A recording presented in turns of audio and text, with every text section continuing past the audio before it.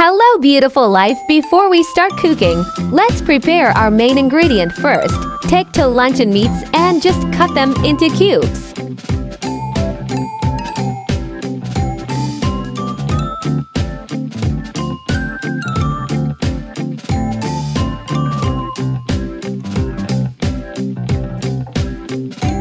Kapag po tapos ng ating paghihiwa sa ating luncheon, so magpe-prepare po tayo dyan ng mantika sa kaldero or kawali. So ayan, pipitruin lang natin yan hanggang sa mag-turn siya ng golden brown.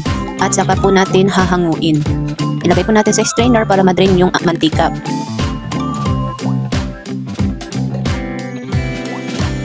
Kapag luto na yung ating luncheon meat, so mag-prepare tayo dyan ng mayonnaise at lagyan natin ng seasoning at lagyan din natin ng pitiga na kalamansi. Tapos halu-haluin natin yan at para mag-mix ang lahat ng condiments.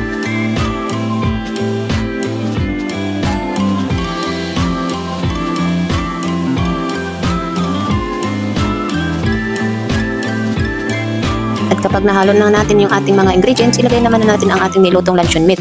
Lagay natin yung ating ginayat na siling green. So lagyan din natin ng ground black pepper at saka onion powder din po. Lagyan din po natin ng garlic powder.